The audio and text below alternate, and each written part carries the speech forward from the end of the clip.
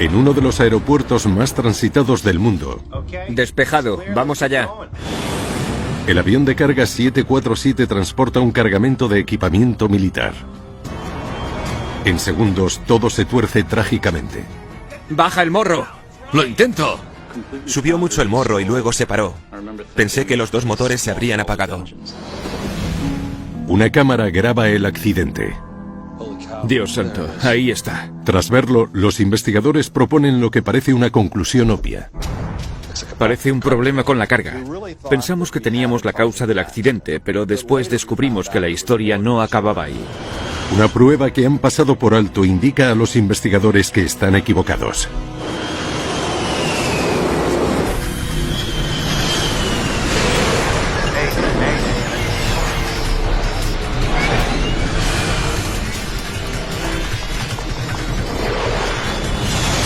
Mayday, catástrofes aéreas.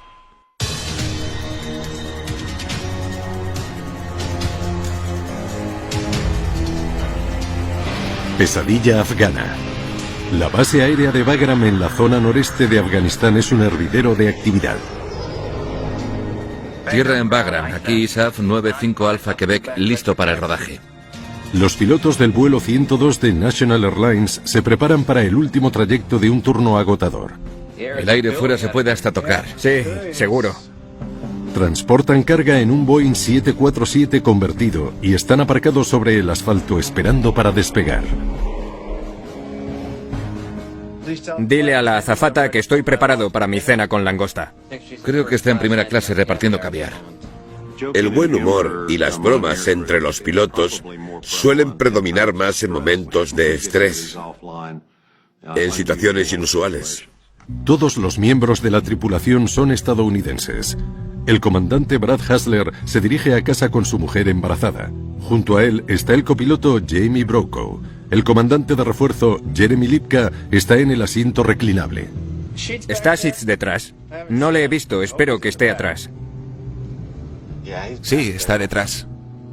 En una cabina detrás de la cabina de mando está Michael Sheets, el jefe de carga, junto a dos técnicos y un copiloto de refuerzo.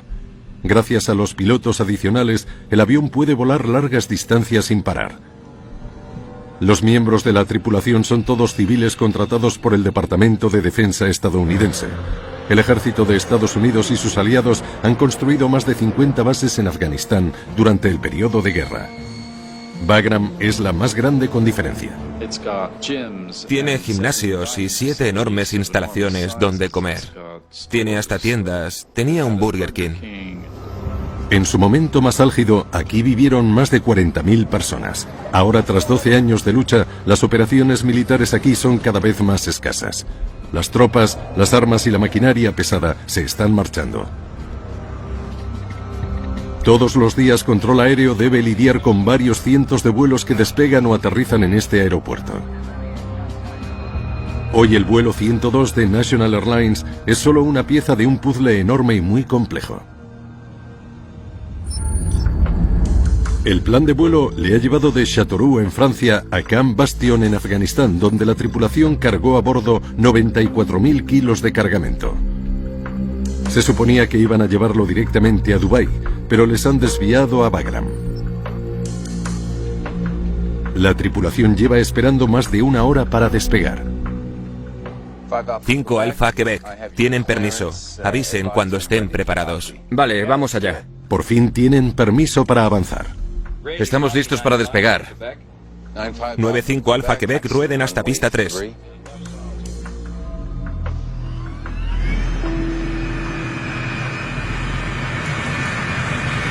Los controladores deben estar muy atentos a la concurrida pista que el 747 comparte con otros aviones militares. 9-5 Alpha Quebec, dejen pasar al C-17. Ellos primero. Recibido, ellos primero. Un C-17, un avión militar de carga, se mueve por la pista delante de ellos. Aunque el destacamento militar en Afganistán es cada vez menor, no es un lugar en el que un civil se sienta a gusto. Bagram sigue siendo uno de los destinos favoritos de los talibanes. Es un lugar peligroso. No es el aeropuerto JFK, es como el aeropuerto JFK, pero rodeado de terroristas. Para la tripulación del vuelo 102, cada segundo de retraso implica más riesgo. Vale, despejado. Vamos allá. Siguiendo al C-17, aquí 95 Alfa Quebec.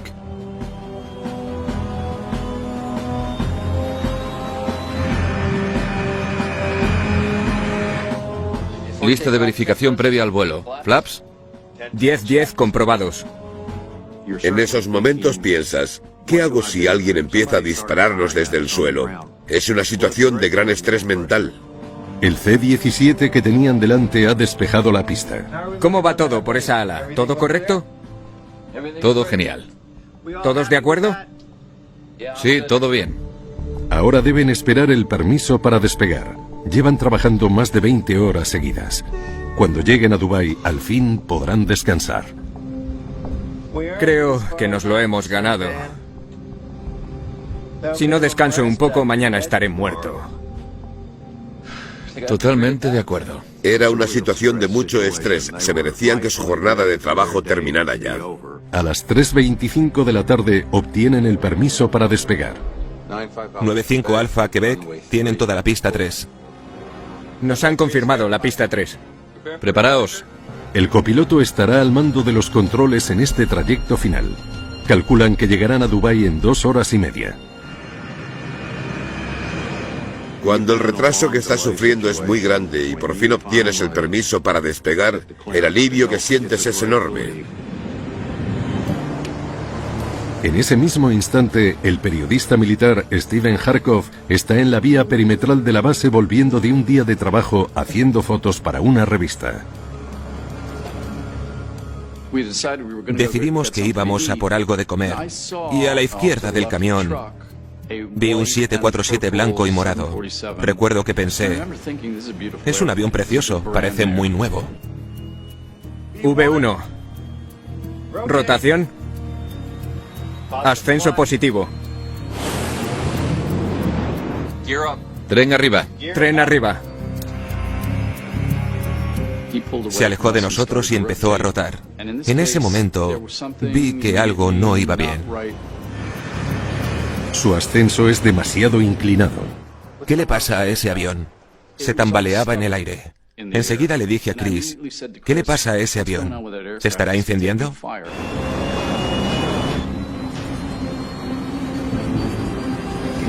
Contrólalo. Baja el morro. ¡Lo intento! De repente, el avión se ha vuelto incontrolable. El morro no desciende. Tomo el control. En cuestión de segundos, la tripulación está inmersa en una situación de emergencia. Si no pueden bajar el morro rápido, el avión podría estrellarse. No estaban a mucha altitud, por eso no tenían tiempo para intentar muchas cosas. Ángulo muy inclinado. Ángulo muy inclinado. Por un momento, el avión se queda suspendido en el aire. De repente parecía que el avión se dirigía donde estábamos nosotros. Un enorme 747 se nos estaba acercando. Para el coche.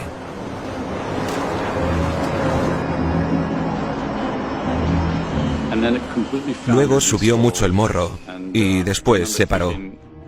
Pensé que los dos motores se habían apagado. Descendiendo.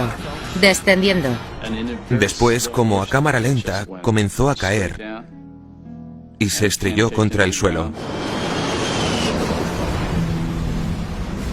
La explosión fue enorme. Se produjo una nube con forma de hongo como si fuera una pequeña explosión atómica. La base entera tembló bajo nuestros pies. El controlador también ha observado con impotencia cómo el avión se ha desplomado. Es el peor accidente aéreo civil de la base de Bagram en toda su historia. Saqué la cámara inmediatamente y empecé a hacer fotos. Fue algo instintivo. Ver morir a esas personas fue duro. Muy duro.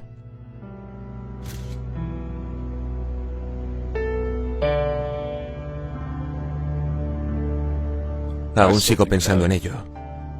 A veces me despierto pensando en eso. ¿Es posible que algo hubiera derribado ese avión de carga estadounidense? La seguridad de miles de personas depende de la respuesta. Han identificado a 7 estadounidenses fallecidos el lunes en el accidente de un avión de carga en Afganistán. El vuelo 102 de National Airlines se ha estrellado en la base aérea más grande de Afganistán. Sorprendentemente, no hay heridos ni víctimas en tierra, pero toda la tripulación a bordo ha fallecido. Y pensar que esas pobres 7 personas que estaban allí por trabajo nunca volvieron a casa. Toda pérdida de vidas humanas es trágica bajo cualquier circunstancia, pero cuando le toca a un compañero piloto es muy difícil de asimilar. A las pocas horas, los talibanes reivindican la autoría de la catástrofe. Ante la posibilidad de un ataque terrorista, será la Junta Nacional de Seguridad en el Transporte quien lidere la investigación estadounidense. Aunque no era una situación ideal, ese era nuestro trabajo y teníamos que llevarlo a cabo. Tim LeBaron es el jefe de un equipo de 5 investigadores. Esta investigación fue muy diferente porque tuvimos que volar hacia una zona en guerra. En cuanto llegamos nos dieron chalecos antibalas y cascos para que los lleváramos a ir al lugar del accidente. Como se trata de una base militar, los civiles de la NTSB tienen que trabajar codo con el ejército. ¿Qué tenemos aquí? Los militares ya han encontrado las cajas negras del avión. Antes de que llegáramos, el ejército estadounidense ya había encontrado el registrador de datos de vuelo y la grabadora de voz de la cabina de mando y las habían enviado al laboratorio de la NTSB en Estados Unidos, por lo que teníamos la esperanza de obtener bastante información que nos ayudara a explicar por qué el avión se estrelló. ¿Algún informe? Pero hay otra noticia muy sorprendente. No han encontrado pruebas de ningún ataque con misiles. ¿Seguro? La reivindicación de los talibanes fue totalmente oportunista. A ver qué tenemos ahí fuera. Tras eliminar la explicación más obvia del accidente, este equipo debe echarle un nuevo vistazo a los restos. Los daños causados a ese aparato fueron de los daños causados por fuego más intensos de toda mi trayectoria profesional. No teníamos mucho material con el que trabajar. El 75% del avión ha quedado consumido por el fuego o destrozado por la fuerza del impacto. Pero la crucial sección de la cola está casi intacta. En las alas de la cola se encuentran las superficies de control, incluidos los importantísimos timones de altura que los pilotos suben o bajan para controlar el cabeceo del avión. Y el cabeceo fue un problema para el vuelo desde el primer momento. Esa estructura había sobrevivido, por lo que teníamos algo de valor que podía estar relacionado con la causa del accidente. Examinan detenidamente los mecanismos de las alas de la cola. Analizamos los accionadores hidráulicos de los timones de altura, pero no encontramos ningún problema en ellos.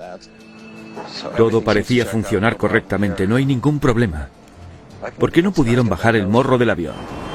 Si las superficies de control funcionaban correctamente, tuvo que ser otra cosa lo que hizo que el avión se volviera incontrolable. Recogen hasta los últimos restos, incluyendo diferentes partes no identificadas halladas en la pista a más de 1 kilómetro del lugar del accidente. ¿Alguien sabe qué es esto? Hay que averiguarlo. Nuestro equipo iba a estar en Afganistán una vez y solo una vez. Era muy importante que documentáramos todo lo que pudiéramos, que lo encontráramos todo, porque sabíamos que no podríamos regresar y volver a ver los restos. Enviadles las fotos a Boeing. Los restos se envían a Estados Unidos, donde el fabricante tendrá que identificarlos. Con todas las pruebas recogidas ya del lugar del accidente, los investigadores trasladan sus operaciones a un lugar bajo techo. Nuestro cuartel general estaba en el sótano de una antigua torre de control. Hay que limpiarlo todo, yo me instalaré aquí. No había espacio para trabajar, solo había un puñado de ordenadores y señales de que tuviéramos cuidado con el amianto. Era un entorno bastante hostil. Mientras se instalan en este cuartel general temporal, un vídeo del accidente aparece en Internet. Dios santo. Ahí está. Lo han grabado desde un vehículo desconocido en la vía perimetral y revela una pista muy importante acerca de la errática subida y caída del aparato.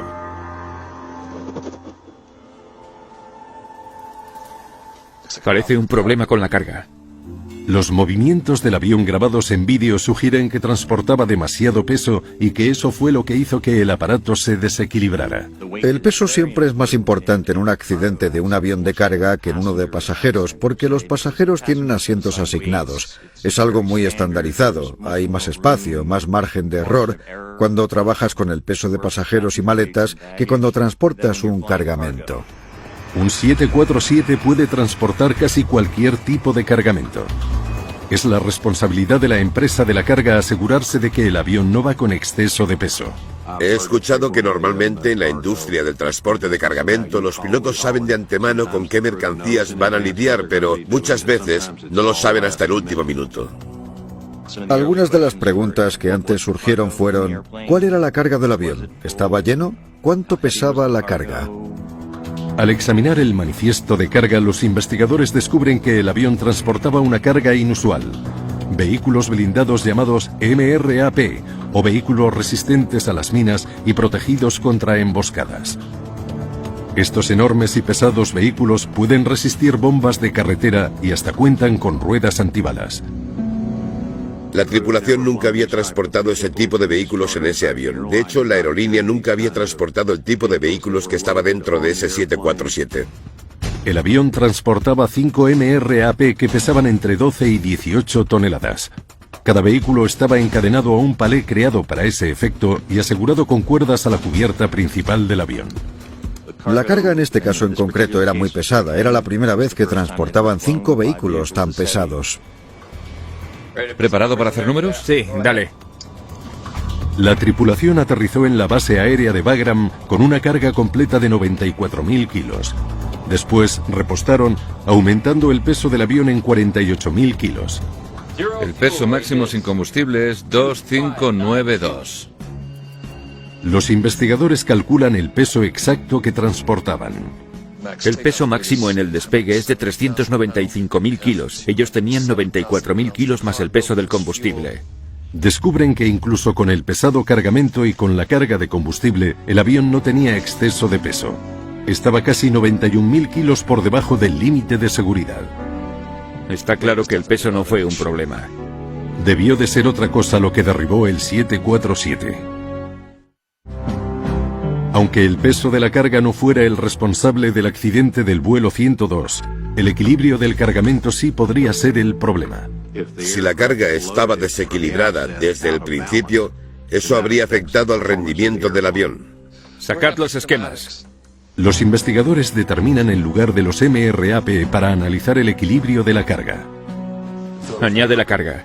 3 MRAP pesaban 18 toneladas cada uno. En los extremos había 2 versiones más pequeñas de 12 toneladas. El centro de gravedad de los vehículos así colocados parece estar en el 30,4%. Tras unos cuantos cálculos, determinan el equilibrio de la carga. El avión podía transportar toda esa carga y tal y como estaba colocada, el centro de gravedad era correcto. Es una conclusión desconcertante, pero existe otra posibilidad. Aunque la carga estuviera equilibrada antes del despegue, pudo haberse movido cuando el avión se elevó. Los investigadores centran ahora su atención en los procedimientos de carga, sobre todo en cómo se aseguraron los MRAP. Los contenedores de carga estándares se ajustan a un sistema construido en vías en el suelo. Pero la carga con formas poco convencionales como los MRAP no pueden usar estos enganches.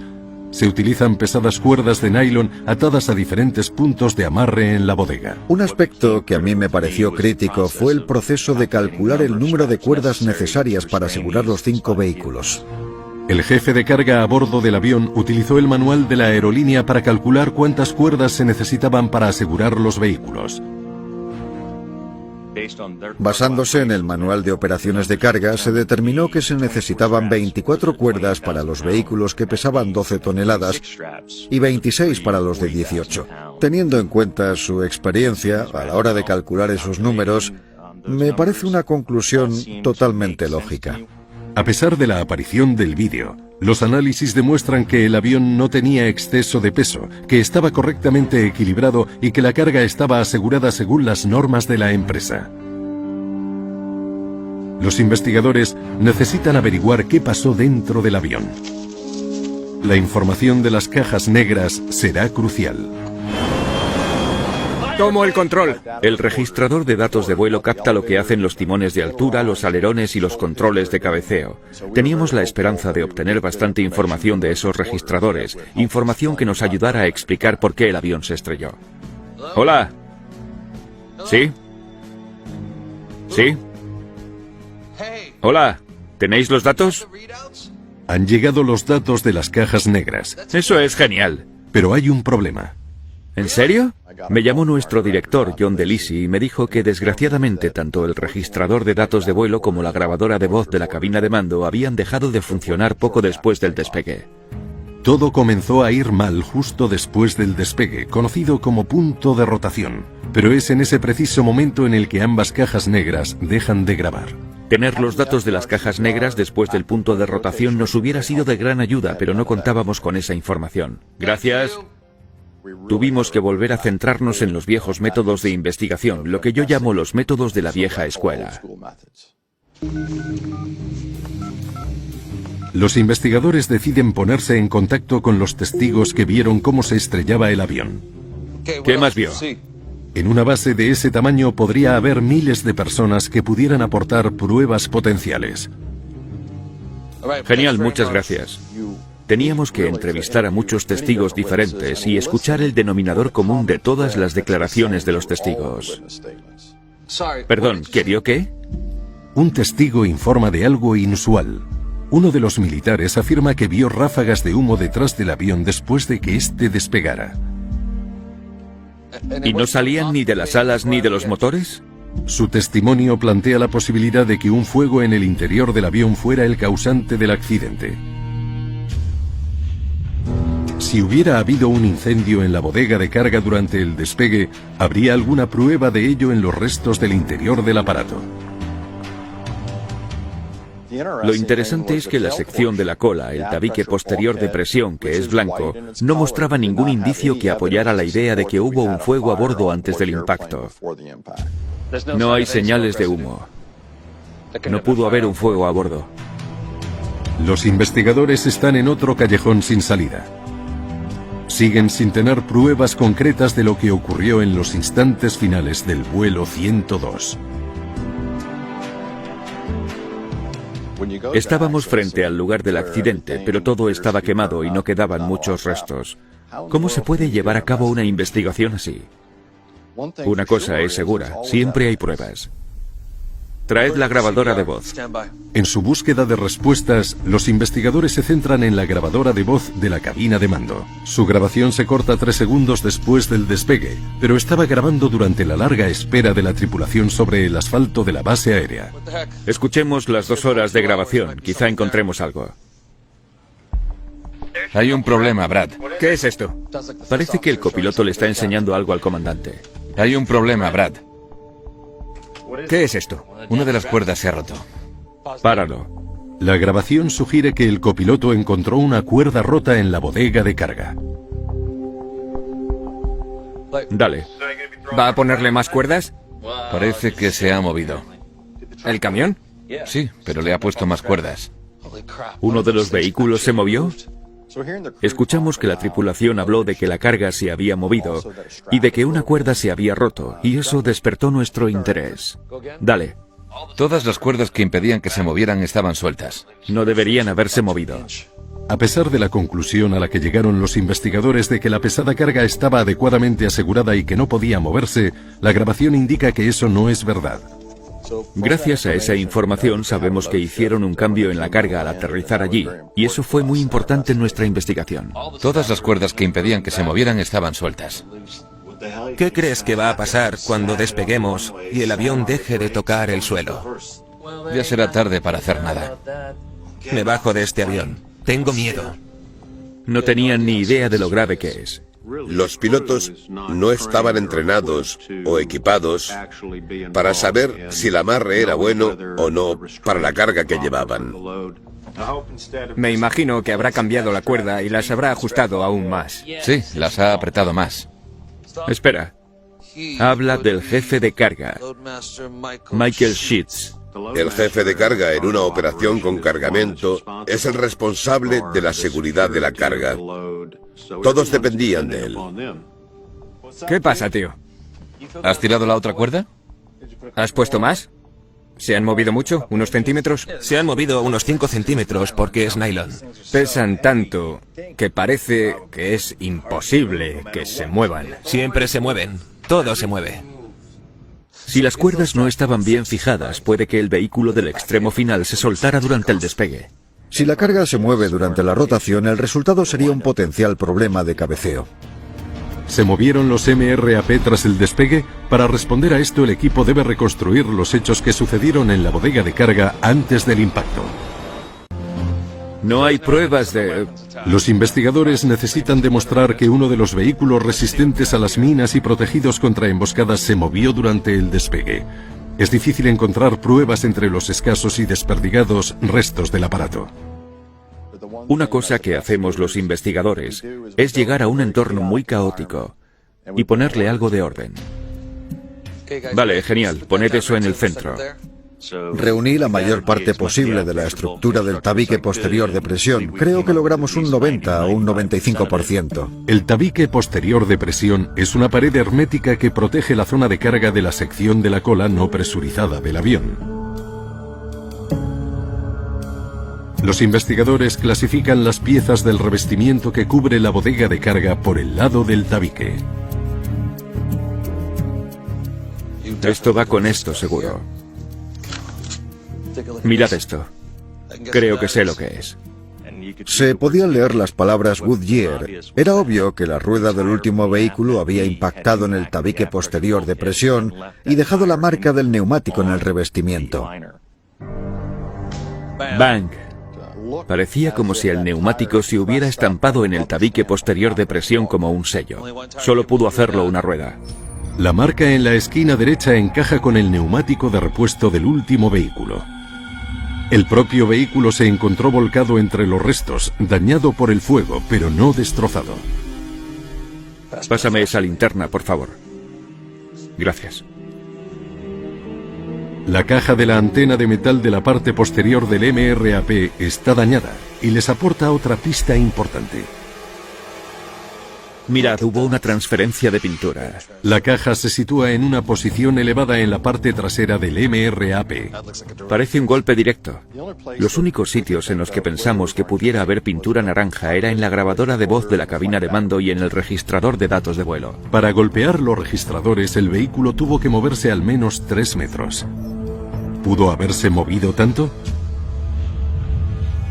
Unos cálculos rápidos muestran que la altura de la transferencia de pintura de la caja de la antena coincide perfectamente con la localización de los registradores naranjas dentro del avión.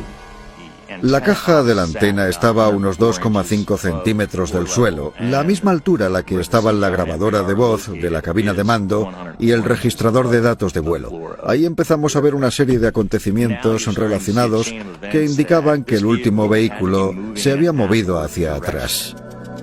Ambas cajas negras dejaron de grabar segundos después del despegue porque un vehículo de 12 toneladas las golpeó.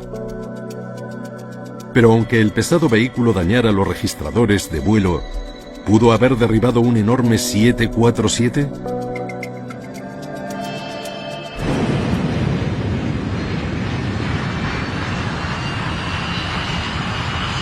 Los investigadores se centran en los únicos restos que les quedan por examinar: las piezas no identificadas encontradas en la pista. Todos estos objetos se recogieron en la pista en una zona cercana al punto de rotación del vuelo. Rotación.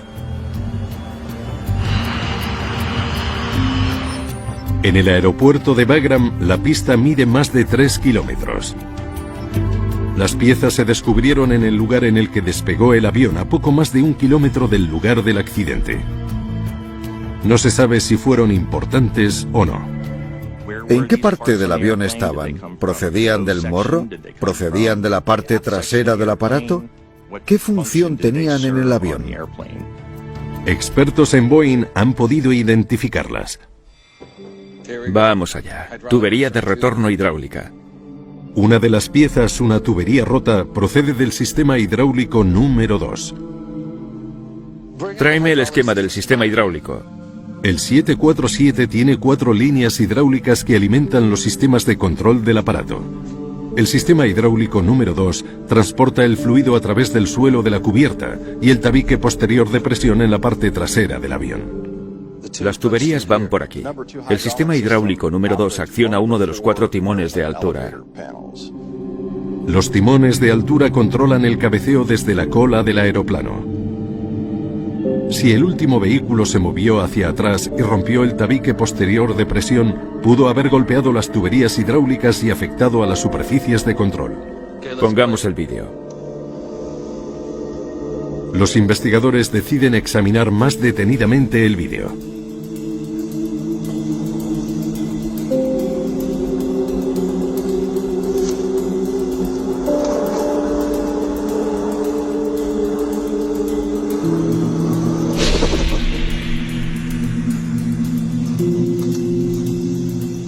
Ponlo otra vez en cámara lenta. Tras un detallado análisis, detectan algo extraño. Páralo.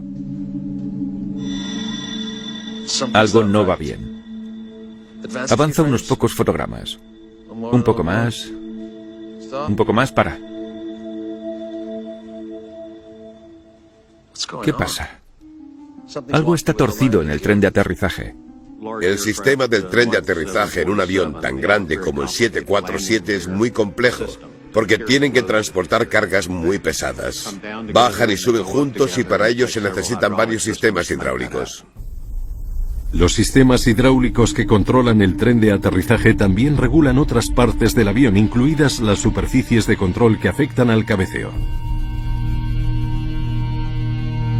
Empleando un software de animación, los investigadores crean un modelo del 747 y sus 5 pares de trenes de aterrizaje.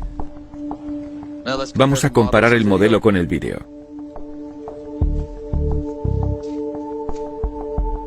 Estos están abajo y estos arriba.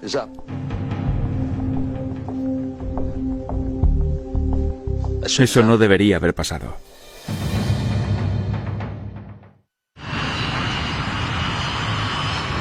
Ascenso positivo. En el vuelo 102 de National Airlines, una de las últimas órdenes grabadas hace referencia al tren de aterrizaje. Tren arriba. Tren arriba. Pero no todo el tren se retrajo. Cuando veo un avión con parte del tren de aterrizaje arriba y parte abajo, inmediatamente pienso que ha habido algún fallo hidráulico de uno o más sistemas hidráulicos. Parece que el daño producido en una de las 4 líneas hidráulicas pudo haber sucedido en el aire. ¿Qué sistemas fallaron?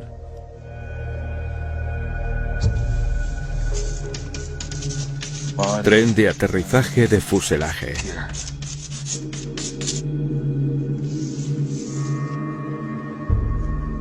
El tren delantero y el de fuselaje no se retrajeron. Tuvo que ser el sistema 1. Pudimos determinar que el sistema hidráulico número 1 sufrió daños en algún punto antes de que el avión impactara contra el suelo. El hallazgo de una línea hidráulica rota explica el rastro de humo que vio un testigo. Como el fluido hidráulico se evapora, parece que hay humo detrás del avión. Los investigadores creen que por fin han resuelto el misterio. El pesado vehículo blindado se soltó y chocó contra la parte trasera del avión, dañando las líneas hidráulicas y haciendo que el avión se volviera incontrolable.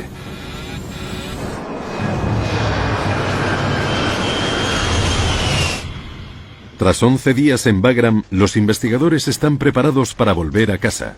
Lo único que queda ya por hacer para cerrar el caso es una simulación en Washington.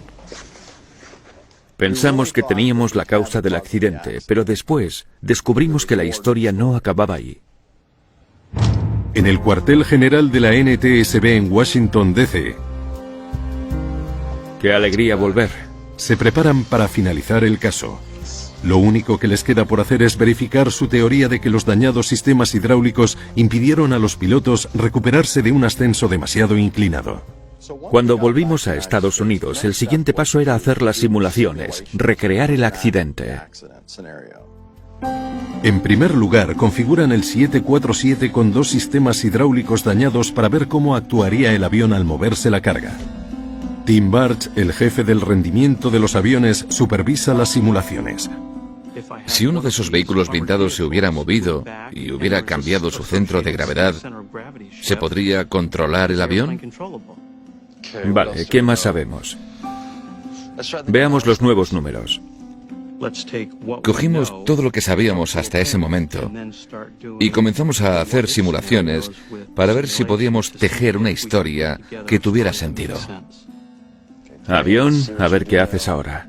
Pero cuando realizan la simulación en la que el último vehículo se suelta, ocurrió algo totalmente inesperado.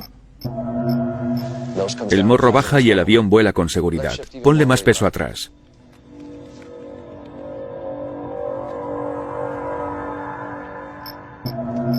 Cambiemos aún más el centro de gravedad. Vamos a probarlo.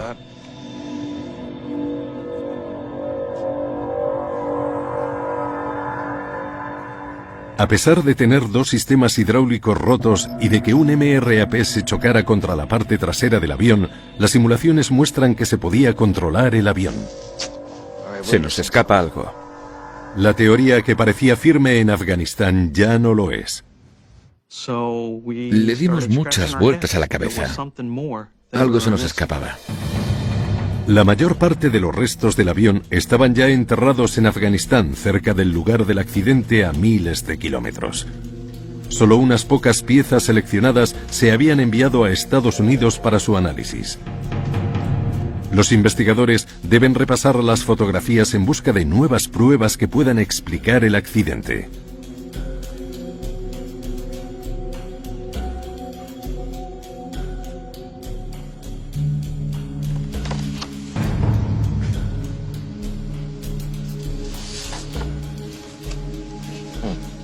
¿Y esto? Necesitábamos mirar más allá. Lo siguiente que controla el cabeceo detrás del tabique posterior de presión es el tornillo nivelador.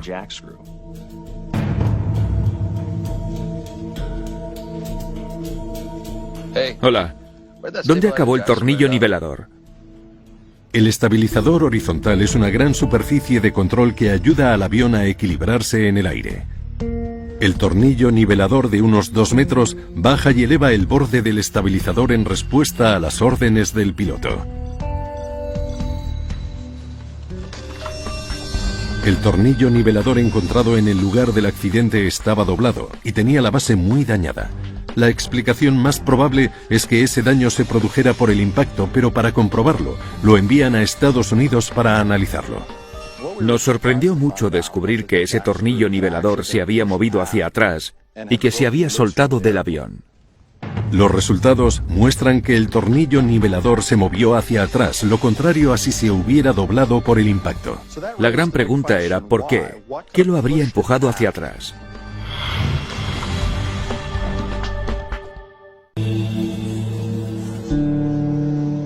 ¿Tenemos algún impreso de esto? Para averiguar qué podría haber golpeado el tornillo nivelador, los investigadores consultan un esquema de la sección de cola del avión. Tras unos meticulosos cálculos, descubren una coincidencia. Sí, fue un golpe directo. Pude determinar que el parachoques del vehículo estaba a la misma altura que el motor del tornillo nivelador, en la zona en la que éste se soltó del fuselaje. Introducen los nuevos datos. La simulación ahora incluye un tornillo nivelador roto, lo que hace que el estabilizador flote libre. Un MRAP al fondo que acaba con 2 timones de altura.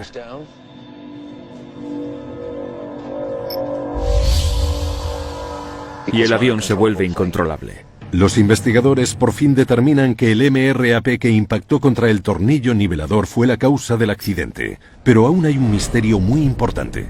Aún no hemos terminado, queda una pregunta. ¿Por qué se soltó el MRAP?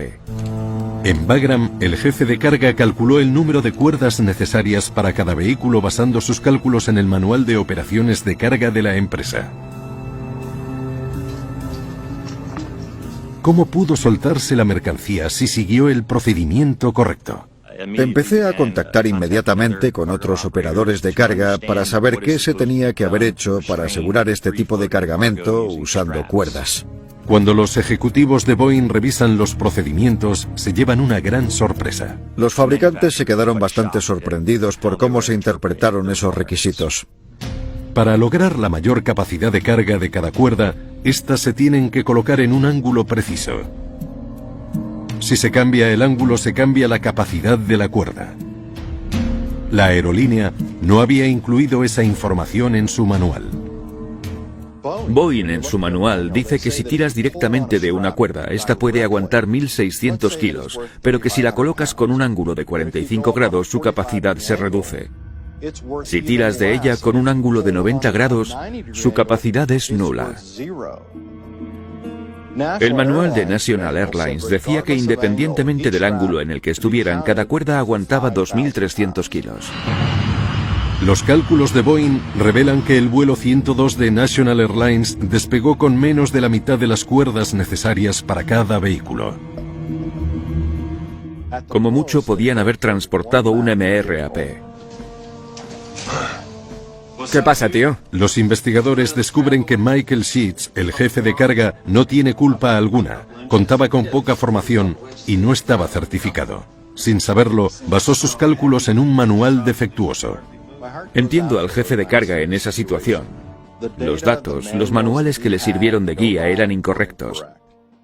Estaba en una situación muy desfavorable.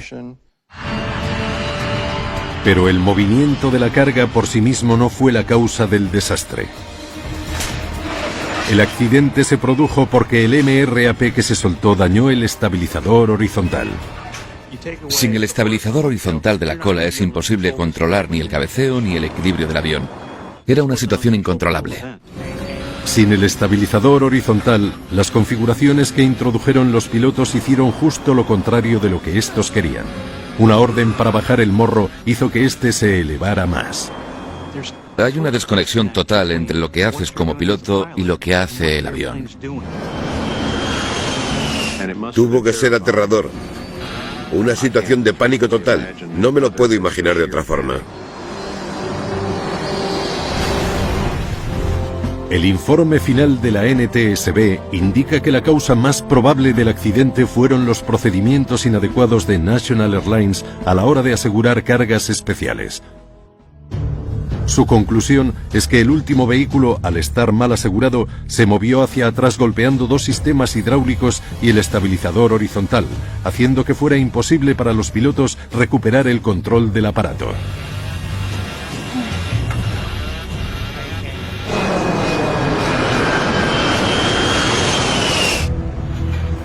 Una de las recomendaciones clave es la certificación obligatoria de todo el personal encargado del cargamento.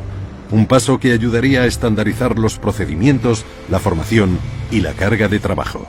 Sé que se necesita más dinero al contar con gente más certificada, pero espero que en estos casos se termine contratando jefes de carga certificados como el resto de profesionales. En esta investigación nos encontramos con muchos escollos.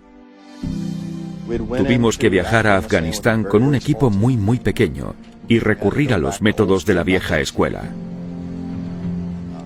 Pero al final pudimos ofrecer varias recomendaciones de seguridad que creo que van a evitar que se vuelva a producir un accidente así. No me olvido de la tragedia, pero me enorgullece profundamente creer que ayudamos a marcar la diferencia.